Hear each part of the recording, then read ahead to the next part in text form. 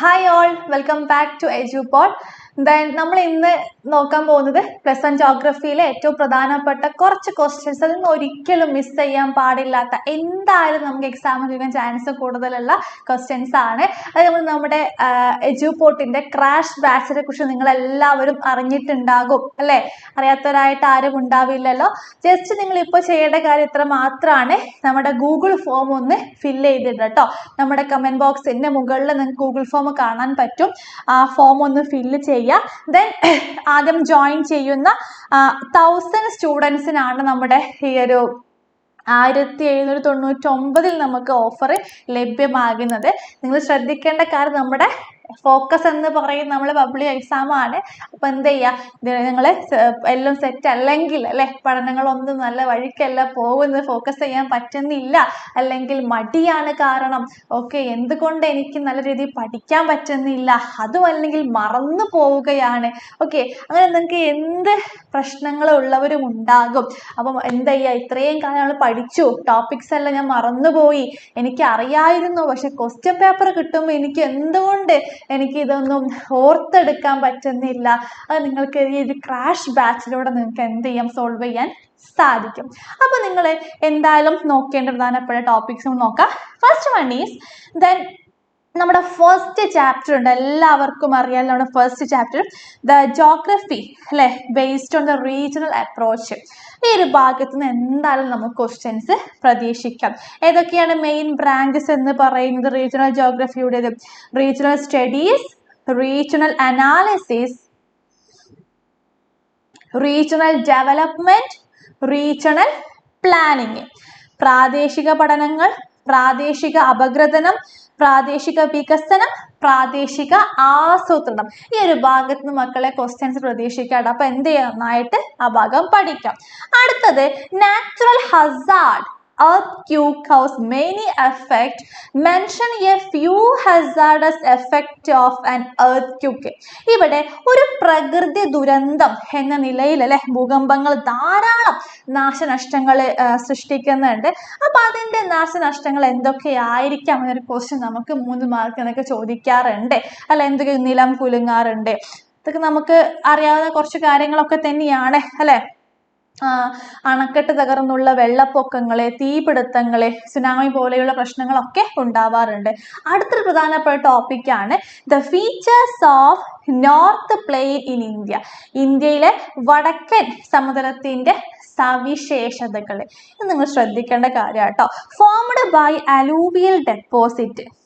Okay, Sindhu, Ganga, Brahmaputra എന്നീ നദികൾ കൊണ്ടുവരുന്ന അലൂവിയൽ നിക്ഷേപങ്ങളിലാണ് ഉത്തര സമതലങ്ങൾ രൂപപ്പെട്ടിട്ടുള്ളത്. രണ്ടാമതായിട്ട് എക്സ്റ്റൻസീവ് ആൻഡ് ഫ്ലാറ്റ് പ്ലെയിൻ ആണ് അല്ലെ.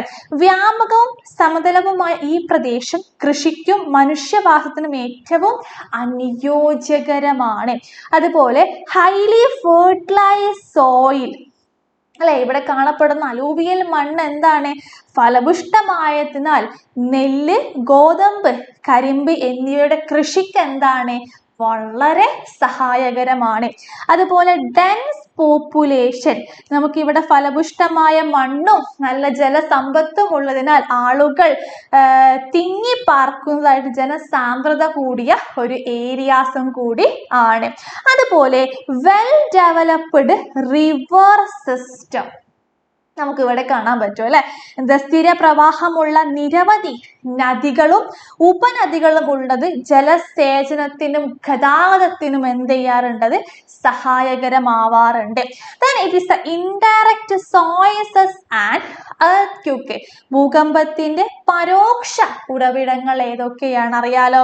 ഒന്ന് seismic activities, meteors, magnetic field, gravitations. ഇതൊക്കെ നമുക്ക് 2 മാർക്കിനൊക്കെ ഈ ഭാഗത്ത് നിന്ന് ക്വസ്റ്റ്യൻസ് പ്രതീക്ഷിക്കാം. അതുപോലെ അടുത്തൊരു പ്രധാനപ്പെട്ട ടോപ്പിക് ആണ് the temperature conditions of different layers of the atmosphere.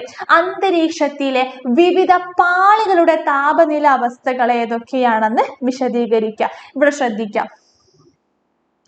The atmosphere is divided into layers based on temperature changes. അല്ലെ, താപനിലയിലെ വ്യത്യാസങ്ങൾ അടിസ്ഥാനമാക്കി അന്തരീക്ഷം വിവിധ പാളികളാക്കിയിട്ട് വിഭജിച്ചിട്ടുണ്ട്. ഫസ്റ്റ് ദ ട്രോപ്പോസ്ഫിയർ ആണ് അല്ലെ. ഇവിടെ ടെമ്പറേച്ചർ എന്ന് പറയുമ്പോൾ ഡിക്രീസ് വിത്ത് ഹൈറ്റ്. ഇവിടെ ഉയരം കൂടുന്തോറും താപനില കുറയുന്നുണ്ട്. രണ്ടാമത്തെ സ്ട്രാറ്റോസ്ഫിയർ ആണ്. Temperature increase to the presence of the ozone ലെയറിന്റെ പ്രസൻസ് ഉണ്ടായത് കൊണ്ട് അവിടെ ടെമ്പറേച്ചർ എന്താണ്, അവിടെ കൂടുന്നുണ്ട്.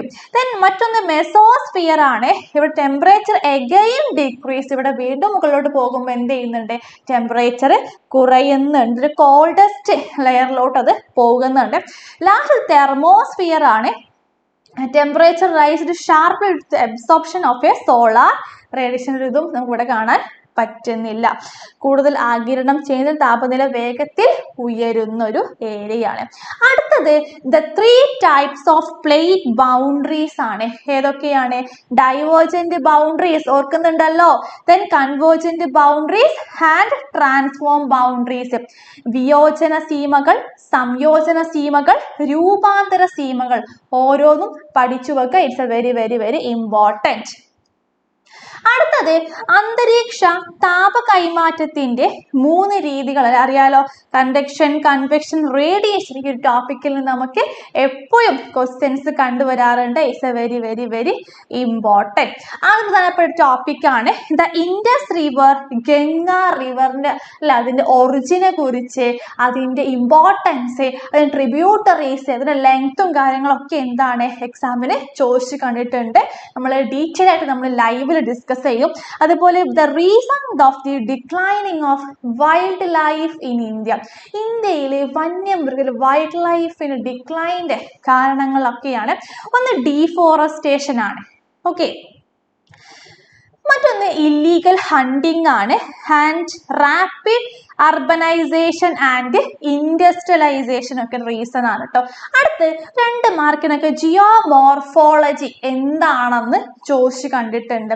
അറിയാലോ, it is the branch of physical geography that studied the origin, evolution and distribution of land forms on the earth surface. It explain how process like weathering, erosion, deposition, volcanic activity, tectonic movements, shape features such as mountain, plain, plateau, valley and rivers. ഭൗതിക ഭൂഗോള ശാസ്ത്രത്തിന്റെ ഒരു ശാഖയാണ് ഏത് geomorphology എന്ന് പറയുന്നത്. ഭൂമിയുടെ ഉപരിതലത്തിലെ ഭൗമരൂപങ്ങളുടെ ഉത്ഭവം, വികാസം, വിതരണം എന്നിവയെ കുറിച്ച് നമ്മൾ ഈ ഒരു ജിയോമോർഫോളജിയിൽ പഠിക്കുന്നുണ്ട്.